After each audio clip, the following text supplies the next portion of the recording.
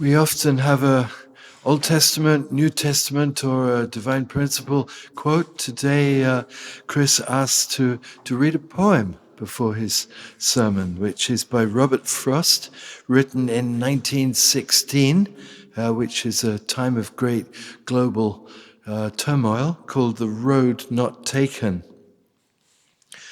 Two roads diverged in a yellow wood, and sorry I could not travel both and be one traveller.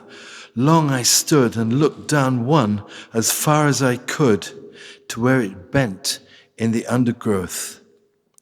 Then took the other, just as fair, and having perhaps the better claim, because it was grassy and wanted wear, though for that the passing there had worn them really about the same.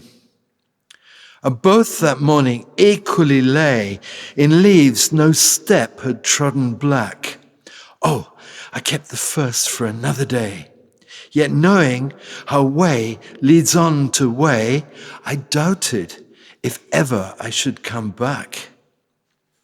I shall be telling this with a sigh. Somewhere ages and ages hence, two roads diverged in a wood, and I took the one less travelled by. And that has made all the difference. Let's welcome Chris Lebar on The Roads We Take. Thank you. All right, good morning. So I'm sure that some of you know that poem. And from it, then M. Scott Peck wrote his book, The Road Less Travelled. And it's a very profound book about reflecting on one's life and seeing the path that you're going.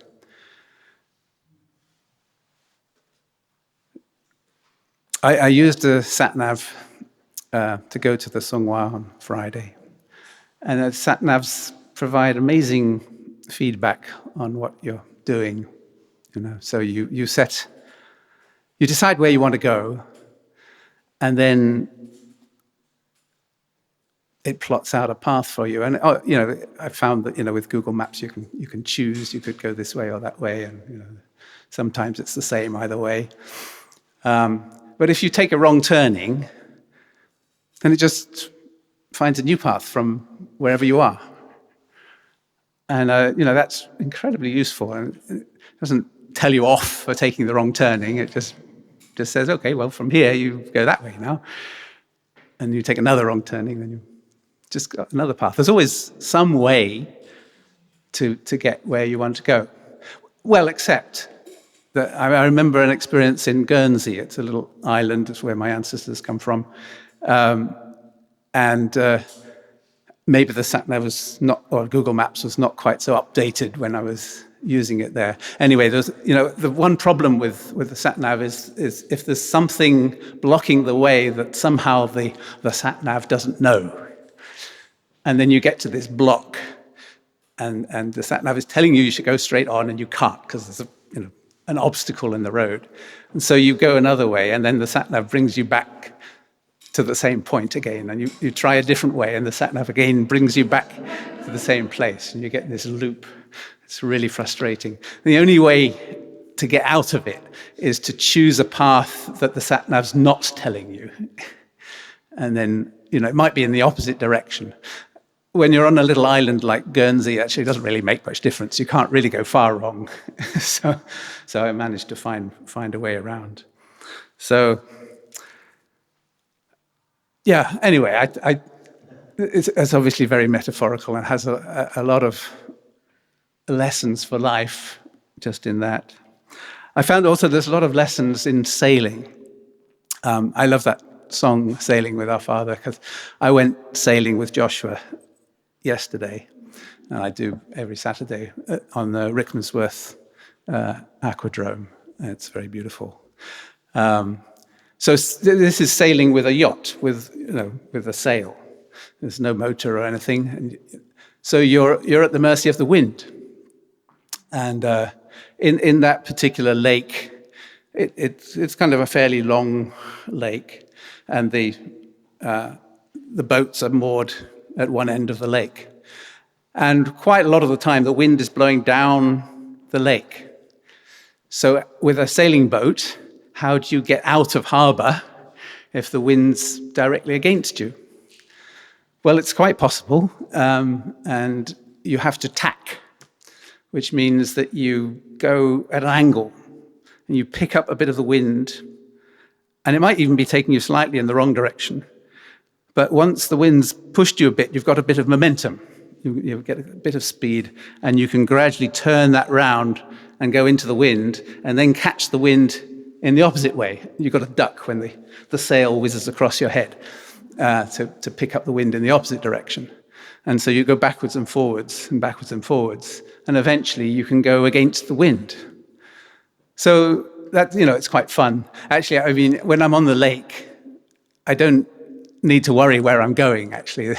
The only purpose is to just sail a bit and have some time with Joshua and enjoy the various swans and other wildlife around. It's beautiful. It's a very beautiful place to be.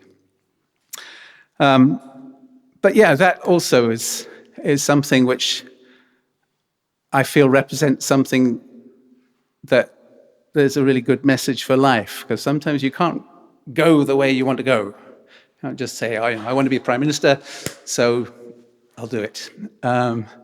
If you want to do something, quite often you have to go in the opposite direction first, so that you can pick up some kind of energy or some kind of connections with people, whatever it might be, that can eventually bring you around to where you want to be.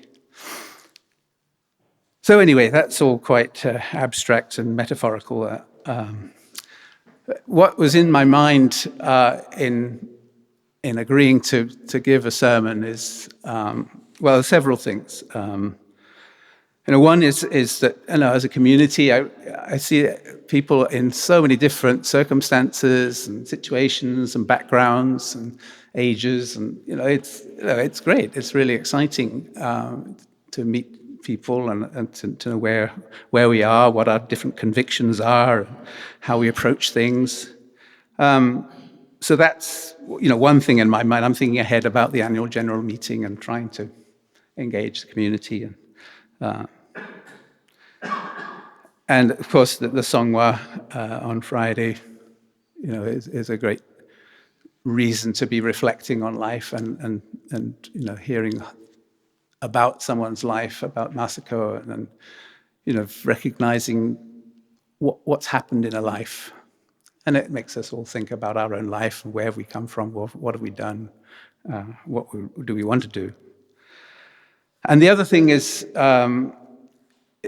responding to the resolution, the thing that Mother was talking about week before last, and it's a pledge to do all kinds of things between now and the time of the opening of the Chonil Sanctum next year in April, and especially for witnessing.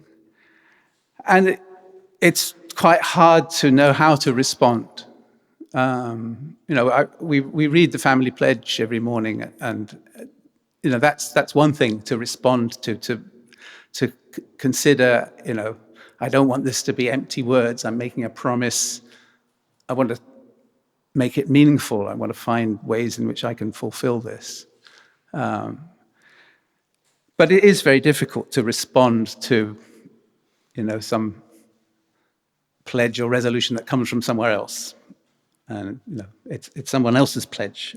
So what's my pledge? What do I want to do? What can I do? How can I respond?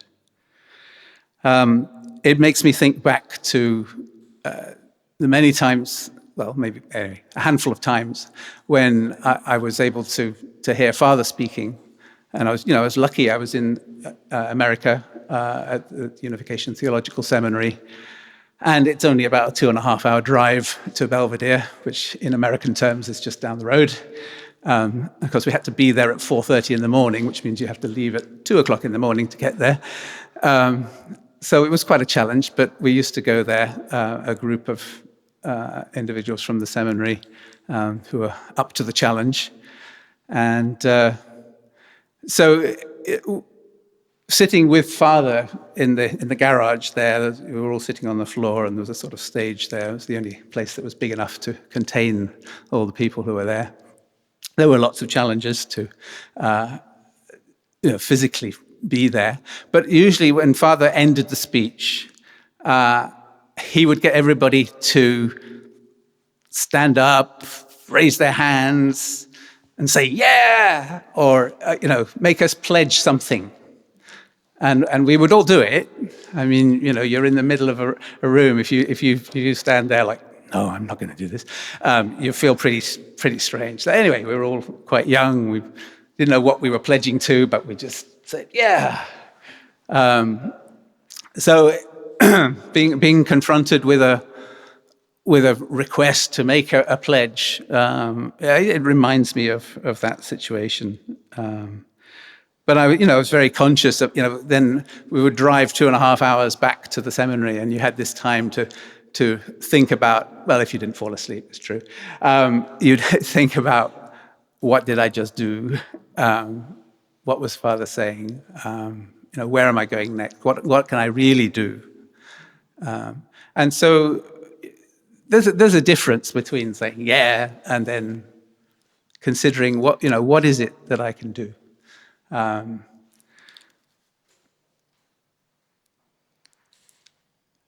If you do have fields and commitments that cost a pretty sum, do you sell them? You have to actually decide on what you're going to do. You've married a wife, you've got a cow. I haven't got a cow, but anyway. You have to think about what can I do? I'm here. This is me. This is where I am. This is my commitments. So there's a lot to reflect on, to work out, how do you choose a road? Yeah. And I think when you're young, a lot younger than me anyway, you're much more free. You're individual, let's say, before you're married, before you have a family.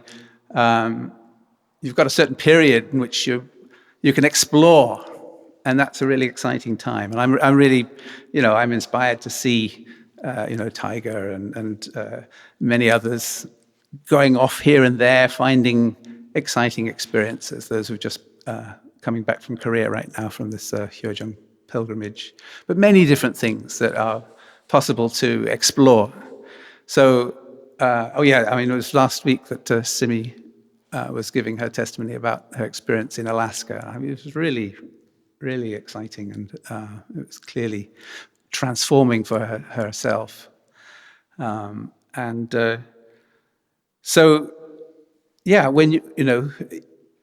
you've got that freedom to choose a route, then go for it. That's great. You can rush off. I mean, little children, when they're very small, you give them a park and they'll rush in any direction. It really doesn't matter. Sort of completely random direction. One goes that way, one goes that way. If you've got too many children, that's quite hard. I've seen parents in parks like trying to hang on to them and trying to keep an eye on where they've all gone because they've got that energy and they just want to explore.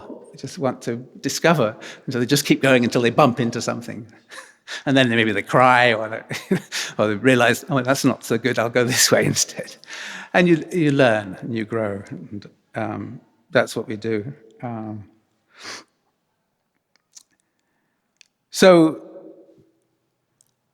We start off with big dreams and big hopes. We can quite easily consider totally unrealistic things, being an astronaut or, doing this or that.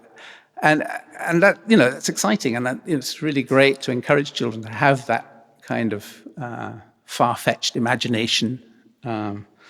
Because they will learn and they will find what it is they can really do. Talking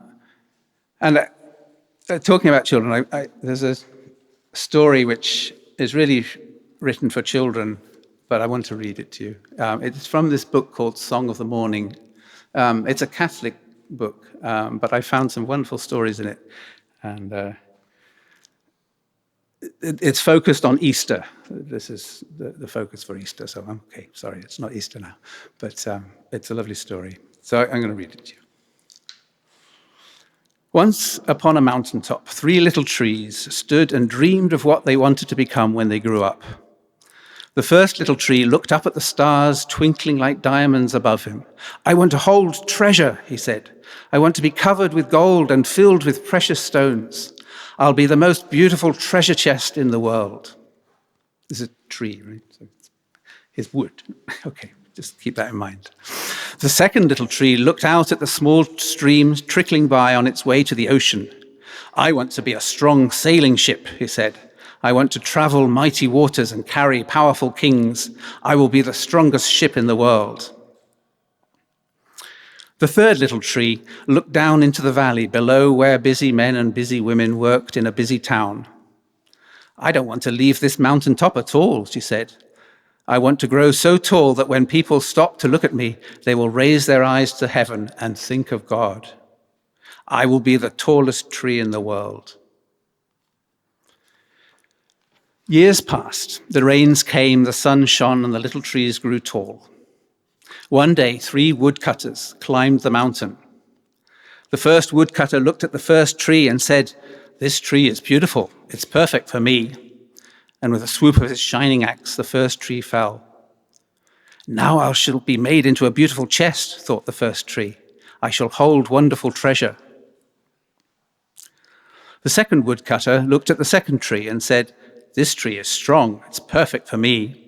And with a swoop of his shining axe, the second tree fell. "Now I shall sail mighty waters," thought the second tree. "I shall be a strong ship fit for kings." The third tree felt her heart sink when the last woodcutter looked her way. She stood straight and tall and pointed bravely to heaven. But the woodcutter didn't even look up. "Any kind of tree will do for me," he muttered, and with a swoop of his shining axe, the third tree fell. The first tree rejoiced when the woodcutter brought him to a carpenter's shop. But the busy carpenter wasn't thinking about treasure chests. Instead, his work-worn hands fashioned the tree into a feed box for animals. The once beautiful tree was not covered with gold or filled with treasure. He was coated with sawdust and filled with hay for hungry farm animals. The second tree smiled when the woodcutter took him to a shipyard, but no mighty sailing ships were being made that day. Instead, the once strong tree was hammered and sawed into a simple fishing boat. Too small and too weak to sail an ocean or even a river, he was taken to a little lake.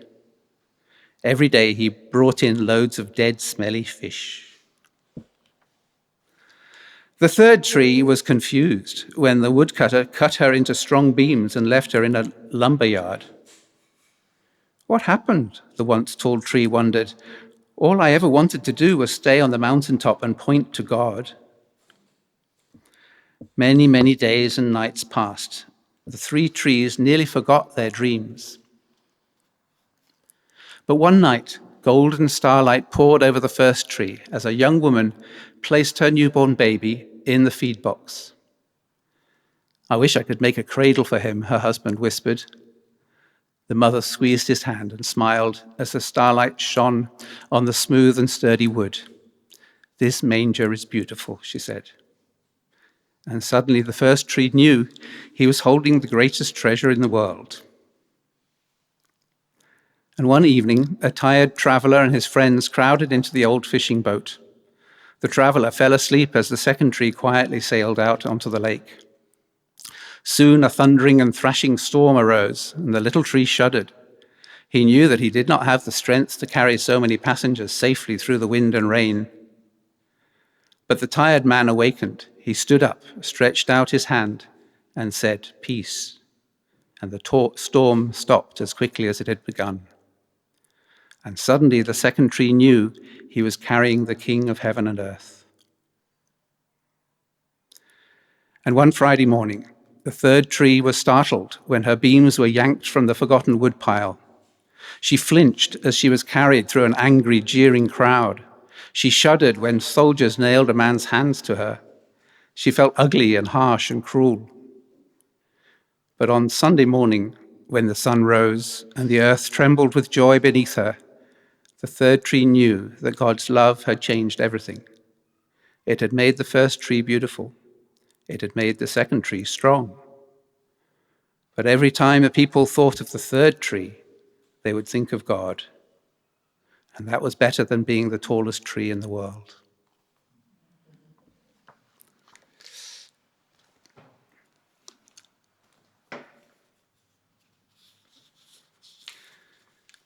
So I hope you got the point.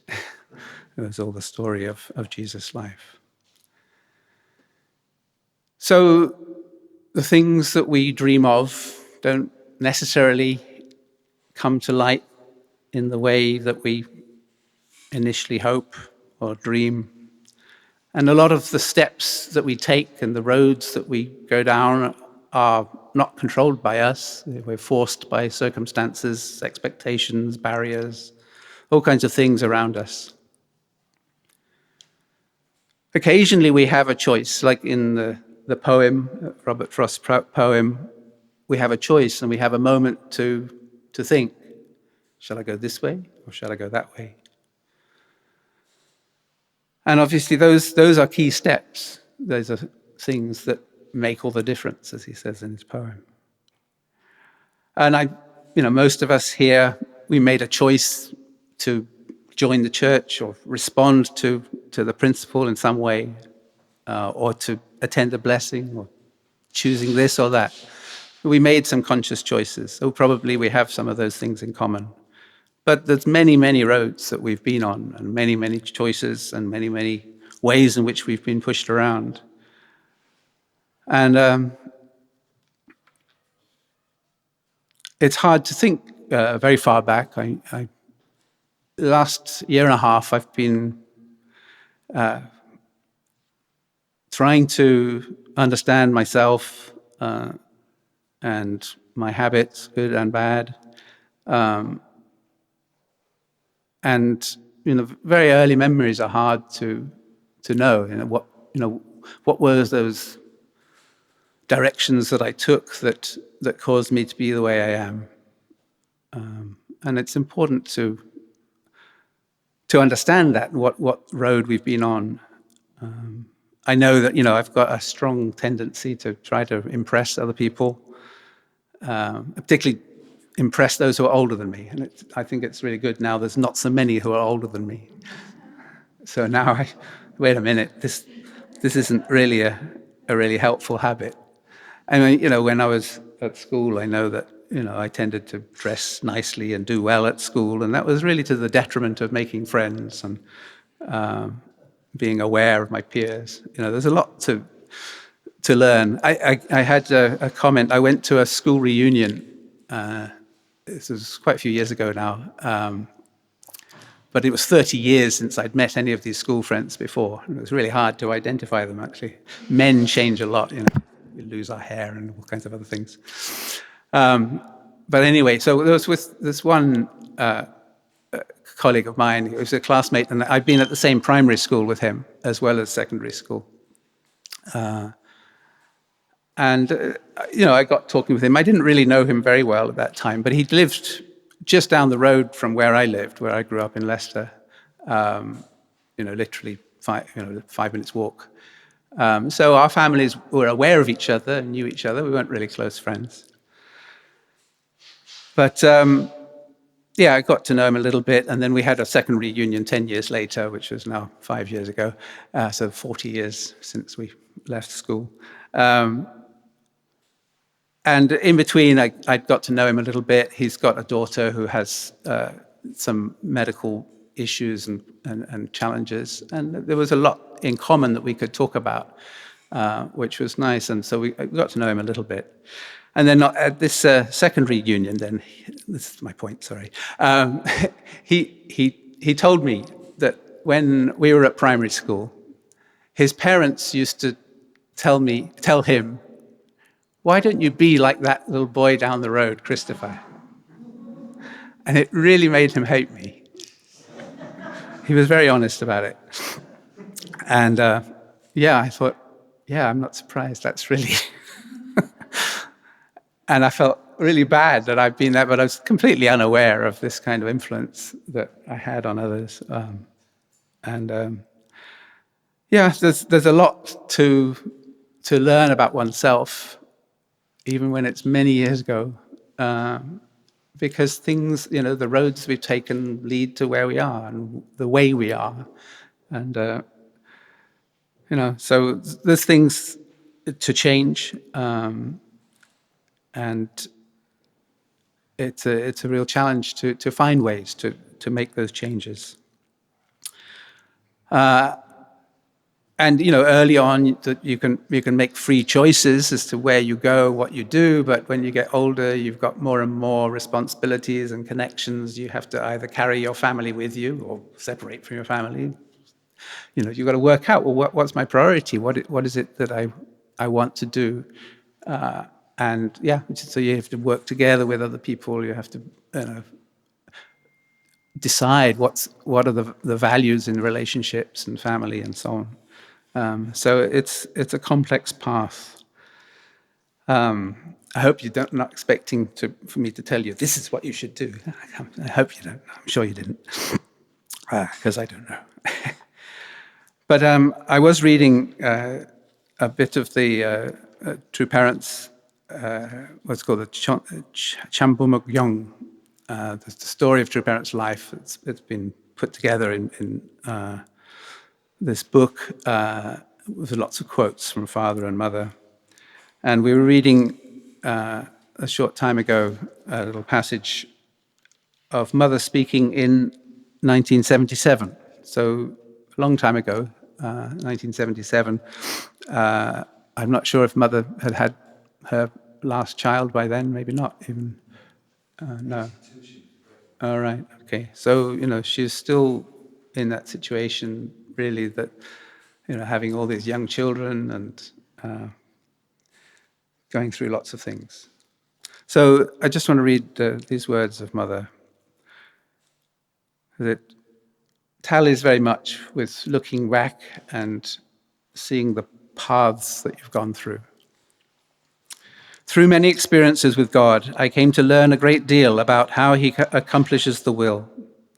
In my life, I've truly traveled to both heaven and hell.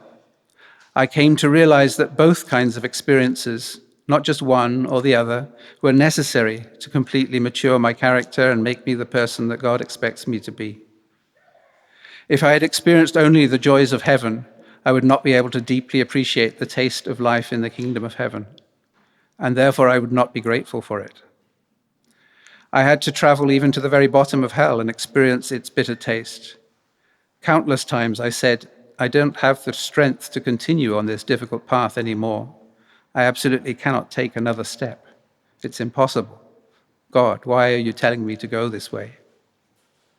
I was required to have endurance and determination. I needed to have truly unwavering faith that would never fray. These qualities, I believe, are what made me who I am today.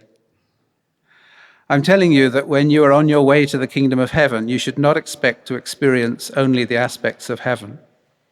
In fact, you must anticipate experiencing aspects of hell. You must absolutely anticipate that you will also travel to the rock bottom of hell, to the dungeons of hell. But I can assure you that these experiences are truly the most precious, for they will guide you to feel God's grace. When you go through such a course, you will be able to stand more firmly and be a more mature person. Your character and your spirituality will become well-rounded, and you will be able to feel the kingdom of heaven deep down in your bone marrow. Such personal experiences will always be your pride. Truly, the record of your victory and endurance in those situations will become your pride.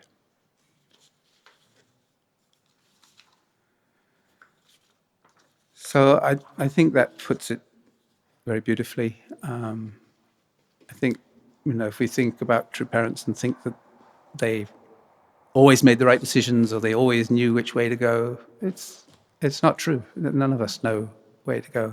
And we don't make every decision. We get pushed around. There are things that we can't control. There are circumstances, and we then have to weigh up all kinds of things.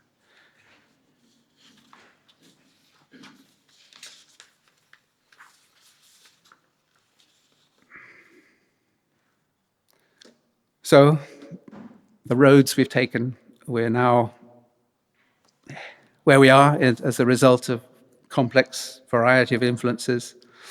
And we're all in quite different places, but we're intertwined, we're connected with each other, we have some roads in common, we know little bits of that track.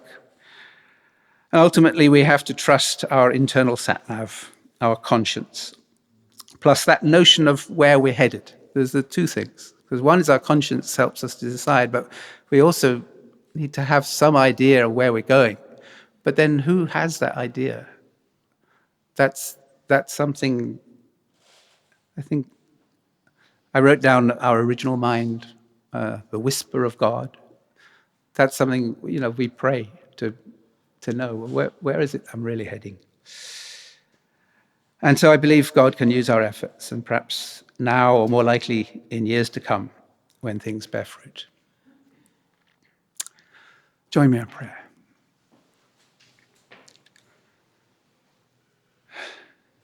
Our dear God, our Heavenly Parent, we rely on you, we trust in you. You've always been a constant source of love, of goodness. We're reminded of you as we see the beautiful world around us. We see the beauty in each other and the preciousness of those around us. So please strengthen our resolve to find the right way to go, where we want to go, and what we have to do to get there, and how we can respond to the influences around us. Please be with us as we start this new week, a new month, and it feels like the beginning of a new year for those connected with schools in particular. We pray that we can find our way as families, as a community, and for the many nations in the world, the many things that need to be sorted out, the many tragic situations we pray can be resolved under your guidance. I offer this prayer in my name, Christopher Lavar, blessed central family. Adieu.